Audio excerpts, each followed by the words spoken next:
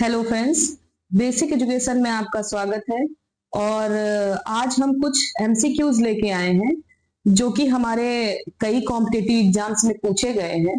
तो आज हम उनको देखते हैं और उनसे रिलेटेड जितने भी क्वेश्चन बन सकते हैं उनको भी आज हम देखेंगे। जिसमें हमारा पहला क्वेश्चन है कि भारत के पहले पनडुब्बी पर्यटन का अनावरण कहाँ किया गया। मतलब भारत में जो हमारी पहली पनडुब्बी पर्यटन है उसका अनावरण कहाँ किया गया।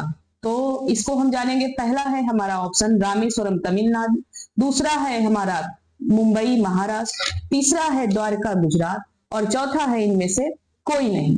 तो इसका सही आंसर होगा हमारा द्वारका गुजरात। मतलब जो हमारा द्वारका गुजरात है वो क्या है, वहां पर पहली पनडुब्बी का विकास किया गया जो कि पर्यटन के दृष्टिकोण से सोचकर। अब आप जानेंगे कि ये ऐसा क्यों।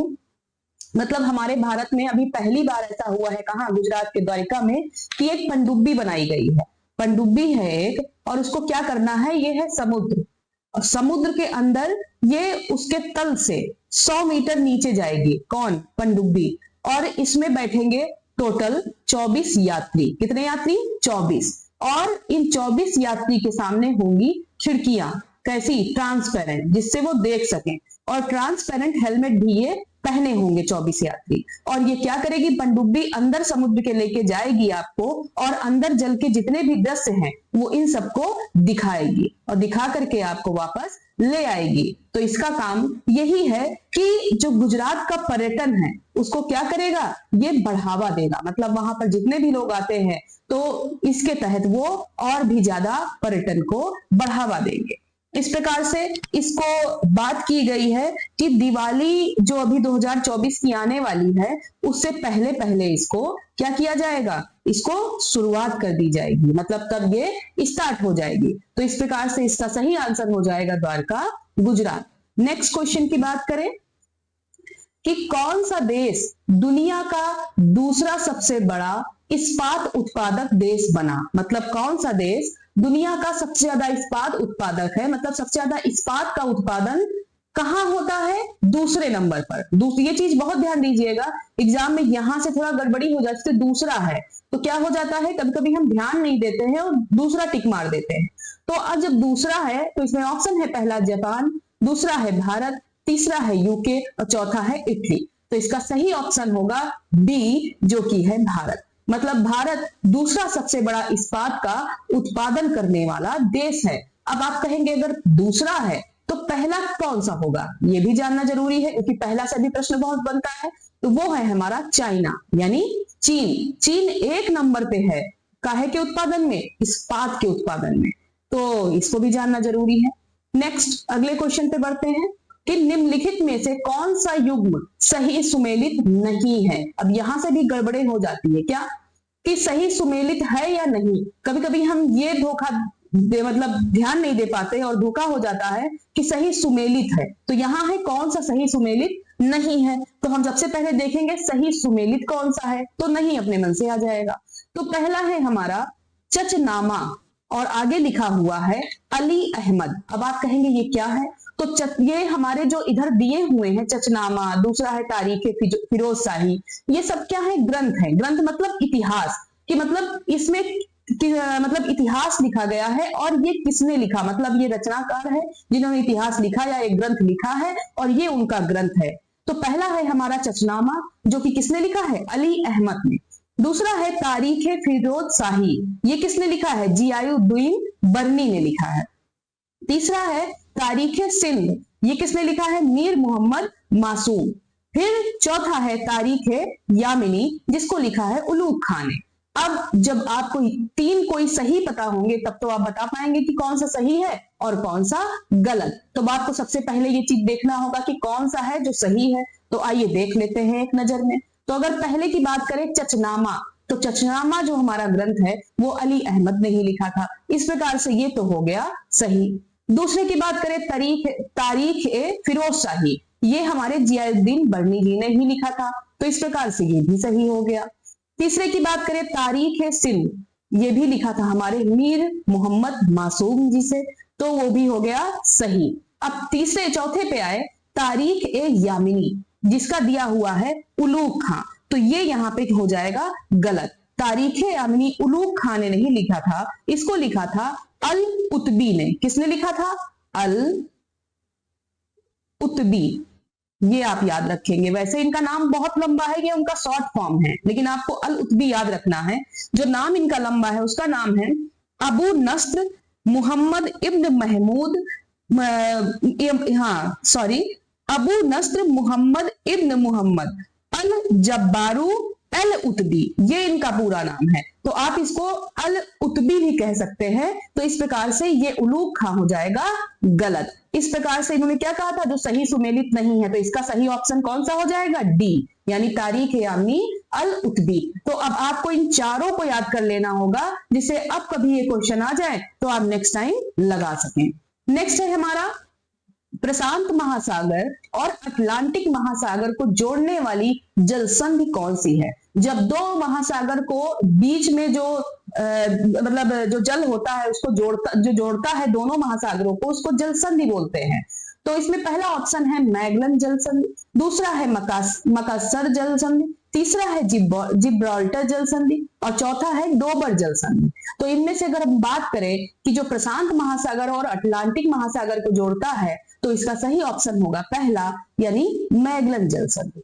तो मैगलन जो जलसंधि है वो किसको जोड़ती है? प्रशांत महासागर और हमारे अटलांटिक महासागर को। अब जान लेते हैं यहां से मकासर जलसंधि को भी कि ये किसको जोड़ती है। अब इन चारों को जान लेंगे तो जब कभी एग्जाम में आ जाएगा तो एक आधा तो आ ही जाएगा समझ में। तो जो मकासर जलसंधि है ये किसको जोड़ती है? इंडोनेशिया में बोर्नियो और सुलावेसी द्वीपों को जोड़ती है। कौन? मकासर जलसंधि। समझ गए आप? मतलब इंडोनेशिया में हमारे हैं बोर्नियो और सुलावेसी द्वीप, ये दो द्वीप है, तो इन दोनों को वो जोड़ती है। अब अगर बात करें जिब्राल्टर की, तो ये क्या करती है? ये किसको जोड़ती है? ये जोड़ती है स्पेन और मोरक्को के बीच के देशों को। स्पेन और मोरक्को, ये याद रखिएगा, स्पेन और मोरक्को के बीच के देशों को जोड़ती है। या इसको ये भी बोल सकते हैं अटलांटिक महासागर को भूमध्य सागर से भी जोड़ती है। ये भी आपको, ये देश हो गए, और अटलांटिक महासागर को भूमध्य सागर से भी जोड़ती है। कौन? जिब्राल्टर। अगली बात करें डोबर, तो डोबर जलसंधि है, ये किसको जोड़ती है? ये इंग्लिश चैनल और उत्तरी सागर को जोड़ती है। किसको? इंग्लिश चैनल और हमारे उत्तरी सागर को, ये याद रखिएगा। अब आप कहेंगे उत्तरी सागर तो ठीक है, ये इंग्लिश चैनल क्या है? तो इंग्लिश चैनल आपको बता दें कि जो हमारा यूनाइटेड किंगडम है, यूनाइटेड किंगडम और फ्रांस के बीच जो साझा समुद्र है, मतलब यूनाइटेड किंगडम और फ्रांस के बीच में जो साझा समुद्र है, उस साझे समुद्र को ही हम इंग्लिश चैनल कहते हैं। तो यहां से एक नया प्रश्न भी आपका तैयार हो गया कि इंग्लिश चैनल किसे कहते हैं? तो यूनाइटेड किंगडम और फ्रांस के बीच का जो भाग है जल का, उसको हम क्या कहते हैं? English channel. तो इस प्रकार से जो डोबर जलसंधि है वो इंग्लिश चैनल और उत्तरी हमारे किसको जोड़ती है? सागर को जोड़ती है। नेक्स्ट अगले क्वेश्चन पे आए तो निम्नलिखित में से शेरशाहकालीन विभागों का कौन सा मिलान सही नहीं है? अब यहां पर भी क्या करना है? सही नहीं है, यानी सही कौन कौन सा है सबसे पहले जानना होगा। मतलब यहाँ पर क्या है? कुछ विभाग दिए हुए हैं, ये जो है ये इधर विभाग है और ये इधर किससे मिलाना है कि ये विभाग किस चीज से जुड़े हुए हैं, है ना। तो अब आपको देखना है कौन सा विभाग गलत तरीके से जुड़ा हुआ है। तो देखते हैं, जो है पहला दीवाने इंसाफ, ये हमारा जो विभाग है ये किससे जुड़ा हुआ है? शाही सचिवालय से। तो ये सही बात है, यानी पहला ऑप्शन तो सही निकल गया। दूसरा है दीवाने रसालत, ये किससे जुड़ा हुआ है? वैदेशिक नीति से जुड़ा हुआ है। किससे जुड़ा हुआ है? वैदेशिक नीति से। तो ये भी सही बात है कि दीवाने रसालत जो है वो वैदेशिक नीतियों से जुड़ा हुआ है, तो ये भी सही हो गया। तीसरे पे है दीवाने आरिज, ये किससे जुड़ा हुआ है? दान विभाग से बोल रहे हैं, लेकिन नहीं, ये दान विभाग से तो नहीं जुड़ा है। जो दीवाने आरिज है ये हमारा जुड़ा हुआ है सेना विभाग से। मतलब सेना से संबंधित जितनी भी हमारी होते हैं, सेना का रखरखाव करना और जो घोड़े हैं इनका रखरखाव करना, उनसे संबंधित जितनी भी सारी विशेषताएं हैं वो किसके अंतर्गत आती हैं? दीवाने आरिज के अंतर्गत। तो इस प्रकार से ये हो गया गलत। और चौथे की बात करें, अब तो आप ऐसे समझ ही गए होंगे, जब एक गलत हो गया यानी अगला वाला सही ही होगा। दीवाने विजारत, ये किससे संबंधित है? आय और व्यय से संबंधित। तो आप इन चारों को जान लेंगे और इसका सही आंसर भी जान लेंगे कि जो दीवाने आरिज है ये सेना विभाग से संबंधित है। आगे बात करें नेक्स्ट क्वेश्चन की, कि निम्नलिखित में से कौन शाहजहां का पुत्र नहीं है? अब आपको यहां से सबसे पहले तो यही जानना होगा कि शाहजहां के कितने पुत्र थे। आप हमें कमेंट करके बताएं, पहले आप हमें बताएं कितने पुत्र हैं। तो आपको बता दें कि शाहजहां के 4 पुत्र थे। कौन कौन से? एक तो थे हमारे दारा शिको, जो कि देखिए पहला ऑप्शन में है, दूसरा है शाह सुजा, वो भी, और तीसरे है मुराद बख्श। ये 3 तो यहां से हमको मिल गए, और इन्होंने कहा यहाँ जो कौन सा उनका पुत्र नहीं है। 3 तो हो गए, अब आप कहेंगे चौथा कौन है? तो चौथा है औरंगजेब। औरंगजेब के बारे में आपने एक और का बात सुनी होगी कि ये गद्दी पे बैठने के लिए इन्होंने अपने बड़े भाई की क्या कर दी थी? उसकी मृत्यु कर दी थी, मतलब उसको मार दिया था औरंगजेब ने गद्दी पाने के लिए। तो अब चौथा पुत्र तो हो गया इनका औरंगजेब, और है कौन सा नहीं? ये 3 तो मैंने आपको बता दिए, यानी कौन सा इनका पुत्र नहीं है? आदिल शाह। यानी इनके कौन कौन से पुत्र थे? दारा शिकोह, शाह सुजा, मुराद बख्श और औरंगजेब। और यहां से आप हमें एक चीज और बताइए कि जैसे हमारे जो भी मुगल वंश थे, तो मुगल वंश के संस्थापक कौन थे? संस्थापक थे कौन? बाबर। तो शुरुआत यानी किसने कर दी मुगल वंश की? बाबर ने की थी। ये भी मुगल वंश के ही तो थे शाहजहां।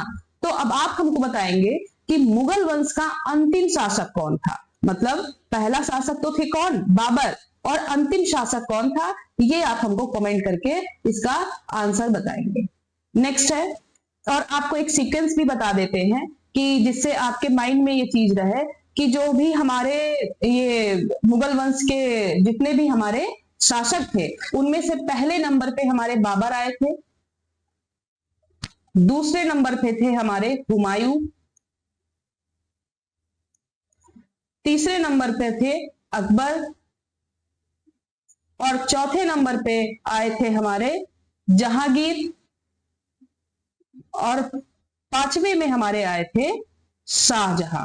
अब यहां से देख लीजिए कि शाहजहां की यहां बात हो रही है, तो हमने दिखाया तो ये कितने नंबर के सम्राट थे मुगल वंश के? 5वें नंबर की। ये भी आपको जानना जरूरी है, क्योंकि कभी कभी पूछ लिया जाता है कि जो शाहजहां है वो किस नंबर के सम्राट थे मुगल वंश के? तो ये थे 5वें नंबर के। तो पहले नंबर पे बाबर, हुमायूं, अकबर, जहांगीर, और फिर आते हैं शाहजहां। तो इस प्रकार से, लेकिन उत्तर आप हमें कमेंट करके बताएंगे कि मुगल वंश का अंतिम शासक कौन था। नेक्स्ट क्वेश्चन है, निम्नलिखित में से जल प्रपात और नदी की कौन सी जोड़ी सही नहीं है? मतलब कौन सी ऐसी जोड़ी है जो सही नहीं है? किसकी? जल प्रपात और नदी की। तो पहला है हमारा गोकाक। गोकाक जो हमारा है जल प्रपात, मतलब ये जो गोकाक है ये है जल प्रपात। तो ये किससे जुड़ा हुआ है? ये है, इन्होंने कहा कि कावेरी नदी, मतलब ये कावेरी नदी से जुड़ा हुआ है। तो ये हो जाएगा गलत। नहीं, गोकाक हमारी घाट प्रभा नदी से जुड़ा हुआ है। किससे जुड़ा हुआ है? घाट प्रभा नदी से जुड़ा हुआ है, ये भी याद कर लीजिएगा। दूसरे में आते हैं डुडुमा। ये किससे जुड़ा हुआ है? मच्छकुंड। किससे जुड़ा हुआ है? मच्छकुंड नदी से जुड़ा हुआ है डुडुमा जलप्रपात। और तीसरा है हमारा दूध सागर। वो किस नदी से? मांडवी, मांडवी नदी से। ये कहां पे है? आपको पता होगा, आप गोवा जाते होंगे तो उधर कर्नाटक गोवा के आसपास ये हमारा दूध सागर जलप्रपात पड़ता है। किस नदी? मांडवी नदी। फिर है चौथा चुलिया। चुलिया कहां पे है जलप्रपात? चंबल नदी। चंबल नदी के बारे में तो आप बहुत अच्छे से जानते होंगे, तो ये कहां पर है? चंबल नदी में। तो इस प्रकार से हमारा जो गलत हुआ, यानी जो सही सुमेलित नहीं, वो है पहला, जो कि है गोकाक जलप्रपात। किससे जुड़ा हुआ है? ये घाट प्रभा से। अगला, अच्छा हाँ, एक चीज जरा आप हमें बताइए, बहुत से लोग कंफ्यूज होते हैं कि जल प्रपात और झरना। अब आप सोचेंगे कि जल प्रपात क्या चीज है, पढ़ तो लिया, लेकिन ये क्या चीज है? तो आपको बता दें, जैसे जब कोई घाटी होती है, घाटी या पहाड़ी कह दीजिए, तो जब उससे कोई भी पानी उस घाटी के, ये घाटियां है, उसके किनारे से आ रहा है, ये है किनारा, और बिल्कुल एक रफ्तार में चला आ रहा है, धीरे धीरे कंटिन्यूसली निकल रहा है, तो इसको हम कहेंगे झरना। लेकिन जब कोई पानी और वो भी ये घाटी के किनारे से निकलता हुआ और कंटिन्यूसली बहता रहता है।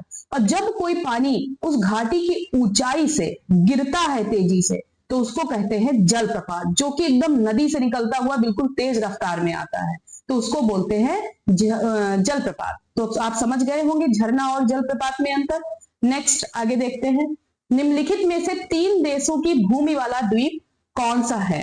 3 देशों की भूमि वाला द्वीप, तो देखिए पहला है त्रिनिदाद द्वीप, दूसरा है मडीरा द्वीप, तीसरा है बोर्नियो द्वीप और चौथा है माजुली द्वीप, जिसमें इसका सही आंसर हो जाएगा तीसरा बोर्नियो द्वीप। मतलब जो हमारा बोर्नियो द्वीप है ये कौन सा है?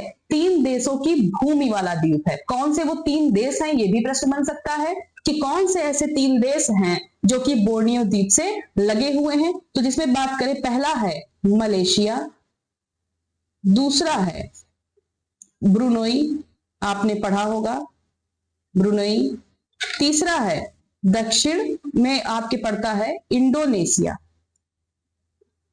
इंडोनेशिया। इस प्रकार से ये 3 देश हैं जो कि हमारे क्या है, बोर्नियो द्वीप से लगे हुए हैं। नेक्स्ट क्वेश्चन है, निम्नलिखित महासागरों में से दूसरा सबसे गहरा महासागर कौन सा है? तो सबसे पहले तो आपको बता दें कि आपके महासागर कितने, वैसे आपको पता होंगे कि आपके कितने महासागर हैं, 5 महासागर में इन्होंने पूछा है कि दूसरा सबसे गहरा महासागर कौन सा है। तो सबसे पहले आपको जब सीक्वेंस पता होगा कि सबसे ज्यादा गहरा कौन सा है, उससे कम कौन सा है, जब सीक्वेंस पता होगा तभी तो आप बता पाएंगे। तो जिसमें हम सबसे पहले आपको सीक्वेंस बता देते हैं तो आपको आंसर ढूंढने में और ज्यादा आसानी होगी। तो पहला है हमारा प्रशांत महासागर। कौन सा? प्रशांत महासागर, ये हमारा सबसे गहरा महासागर है। दूसरा है हमारा अटलांटिक महासागर, अटलांटिक महासागर मतलब सबसे गहरा है प्रशांत, उससे कम फिर अटलांटिक महासागर। तीसरा है हमारा हिंद महासागर। कौन सा? हिंद महासागर। चौथा है हमारा दक्षिण महासागर, दक्षिण महासागर। और 5वां है हमारा आर्कटिक महासागर। इस प्रकार से ये 5 हमारे महासागर हो गए, जिसमें सबसे गहरा प्रशांत, उससे कम अटलांटिक, फिर हिंद, फिर दक्षिण और फिर आर्कटिक महासागर। तो अब यहाँ पे पूछा गया है निम्नलिखित महासागरों में दूसरा सबसे गहरा महासागर कौन सा है? तो अब आप जान चुके होंगे, ऑप्शन में आते हैं, पहला है आर्कटिक, दूसरा है हिंद, तीसरा है प्रशांत और चौथा है अटलांटिक। तो सही उत्तर क्या हो जाएगा? अटलांटिक महासागर। नेक्स्ट अगले क्वेश्चन की बात करें, निम्नलिखित जोड़ों में से कौन क्रमशः सबसे हल्की धातु तथा सबसे भारी धातु है? मतलब इनमें से कौन ऐसे जोड़े हैं जो कि पहले होगा सबसे हल्की धातु और दूसरी होगी सबसे भारी धातु। तो पहला है लिथियम और ऑस्मियम, दूसरा है मैग्नीज और पारा, तीसरा है सोना और लिथियम, चौथा है ऑस्मियम और चांदी। जिसमें सही ऑप्शन होगा आपका पहला, जो कि है लिथियम। यानी लिथियम हमारी सबसे हल्की धातु है, ये कई बार प्रश्न पूछा गया है, और ऑस्मियम हमारी सबसे भारी धातु है। तो आपको ये चीज याद रखना होगा। धातुओं में अच्छा आप हमें कमेंट करके एक क्वेश्चन और बताइए, ऐसी कौन सी धातु है जो लिक्विड अवस्था में रहती है? लिक्विड अवस्था में रहती है, उस धातु का आप हमें नाम बताएंगे। नेक्स्ट क्वेश्चन है, क्वांटम सिद्धांत को किसने प्रतिपादित किया था? क्वांटम सिद्धांत आपने पढ़ा होगा केमिस्ट्री में। तो क्वांटम सिद्धांत को किसने प्रतिपादित किया था? पहला है कार्ल एंडरसन, दूसरा है मैक्स प्लैंक, तीसरा है मोसले और चौथा है आफबाउ। अब बताइए कि क्वांटम सिद्धांत किसने प्रतिपादित किया था? आपको एक हम इसका वो भी दे देते हैं कि क्वांटम सिद्धांत मतलब था क्या? प्रकाश की सभी ये जितनी भी विशेषताएं होती हैं वो किसके थ्रू पता चलती है? क्वांटम सिद्धांत के द्वारा। मतलब प्रकाश की जितनी भी विशेषताएं होती है वो इनसे पता चलता है। तो अब आप बताइए कि कौन थे इसके प्रतिपादकर्ता जिन्होंने प्रतिपादित किया था? तो इसका सही आंसर हो जाएगा बी, जो कि है मैक्स प्लैंक। ये है हमारे क्वांटम सिद्धांत के प्रतिपादित। तो अब ये हो गए इस प्रकार से आज हमारे क्वेश्चन। अभी आज का जो लास्ट क्वेश्चन है अब उसको देख लेते हैं। लास्ट है हमारा कार्बोनिल क्लोराइड का सूत्र क्या है? कार्बोनिल क्लोराइड का सूत्र क्या है? तो पहला है CaCl2, दूसरा है COCl3, तीसरा है COCl2 और चौथा है CaOCl2। तो बताइए ये इसका क्या होगा सही ऑप्शन? और ध्यान दीजिए, पहला है CaCl2, तो क्या हो सकता है कार्बोनिल क्लोराइड का सूत्र। दूसरा है COCl3, तीसरा है COCl2, तो सही ऑप्शन होगा आपका सी, जो कि है COCl2। इसको कहते हैं कार्बोनिल क्लोराइड, और इसका एक दूसरा नाम भी है जिसको कहते हैं फॉस्जील। आपसे ये भी पूछा जा सकता है निम्नलिखित में से कौन फॉस्जील है, तो आपको पता होना चाहिए, यानी कार्बोनिल क्लोराइड को ही फॉस्जील बोलते हैं, जिसको कहते हैं COCl2। इस प्रकार से आज के हमारे कुछ इंपॉर्टेंट क्वेश्चन डिस्कस हुए, और नेक्स्ट क्लास में भी हम इन्हीं क्वेश्चंस के साथ आपके सामने आएंगे। और जितने भी ये क्वेश्चंस थे, ये कहीं ना कहीं आपको एग्जाम में मिलेंगे 100%, आप जब भी कहीं कुछ भी सॉल्व कर रहे होंगे क्वेश्चंस को। और अब आगे के वीडियो में फिर से मिलते हैं। अगर वीडियो अच्छा लगा हो तो लाइक, शेयर एंड सब्सक्राइब करें। Thank you.